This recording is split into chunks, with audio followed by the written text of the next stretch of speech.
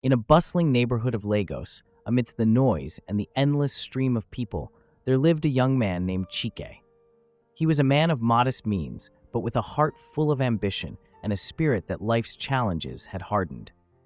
Chike had always been a diligent worker, known for his honesty and integrity, traits that he had inherited from his parents. His life was simple until he met Adaobi, a woman who would change his life forever. Adaobi was everything Chike had ever dreamed of, graceful, intelligent, and beautiful, with a kindness that seemed to radiate from her very being.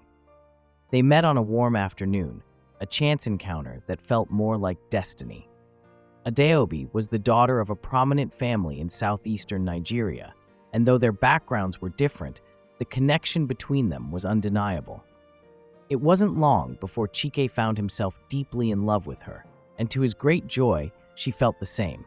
Their courtship was swift, filled with laughter, shared dreams, and a love that seemed to grow stronger with each passing day. Chike was welcomed into Adaobi's family, or so it seemed. Her family, the Okafors, were well respected in their village, where tradition was held in high esteem. Adaobi's father, a retired civil servant, was a man of few words but carried an air of authority that commanded respect. Her mother, however, was the true matriarch, a woman whose stern gaze could silence a room and whose word was often final. The wedding was a grand affair, as was expected for a family of the Okafors' standing.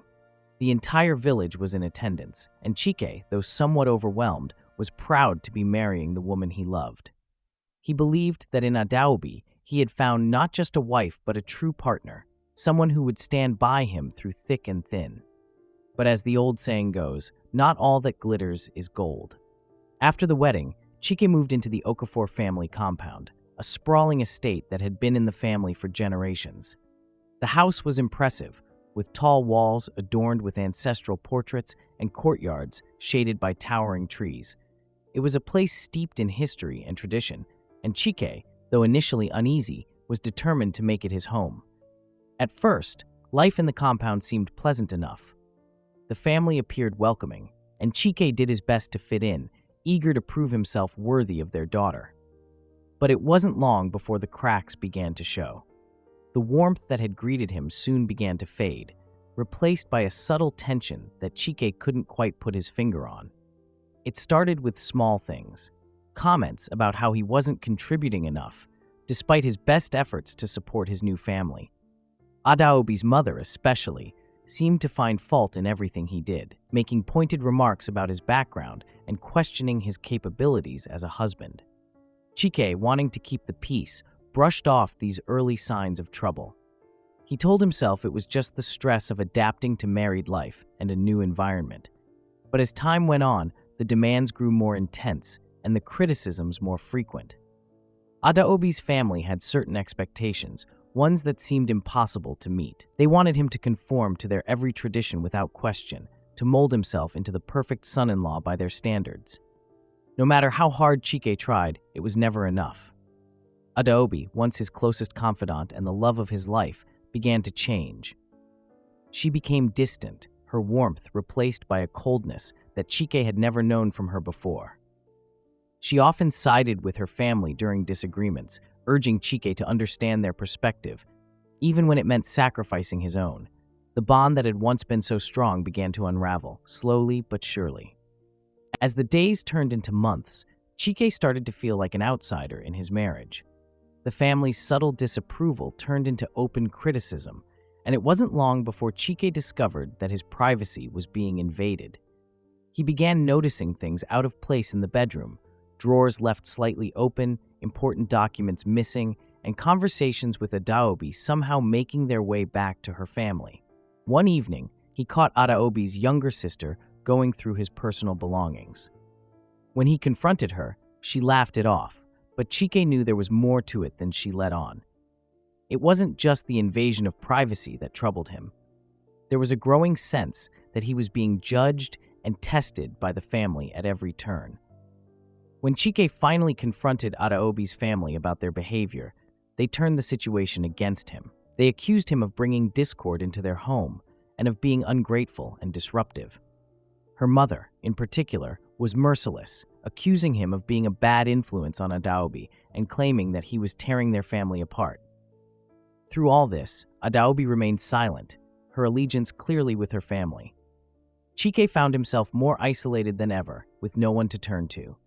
His love for Adaobi was still there, but it was tainted by the constant strain of living in a house that had never truly welcomed him. His once vibrant marriage was now a shell of its former self, and Chike, who had once been so full of hope, began to feel despair creeping into his heart. The psychological and emotional abuse Chike endured from the Okafor family was relentless. They started gaslighting him, making him question his sanity. They would twist his words, manipulate situations to make him look bad, and spread rumors about him within the village. Chike, who had always been confident and self-assured, began to doubt himself. He started to believe that perhaps he was the problem, that maybe he wasn't good enough for Adaobi or her family. The isolation deepened. The family controlled who Chike could see and where he could go, effectively cutting him off from his own family and friends. He was alone, trapped in a house full of people who made him feel like a stranger. The love he once shared with Adaobi was now a distant memory, replaced by resentment and bitterness. The warmth and affection that had drawn him to her were gone, replaced by a cold indifference that cut deeper than any insult. The breaking point came during a family celebration. The Okafors were celebrating Adaobi's younger brother's new job, and the entire village was in attendance. The night was supposed to be one of joy and festivity, but for Chike, it became a nightmare. During the celebration, Adaobi's mother took the opportunity to publicly humiliate him. In front of everyone, she made a speech that subtly discredited Chike, questioning his worth and his place in the family. The villagers, many of whom had already heard the rumors spread by the family, watched in silence as Chike was belittled. It was at that moment that Chike realized he had lost everything. His marriage, his dignity, his sense of self, all had been stripped away by a family that had never truly accepted him.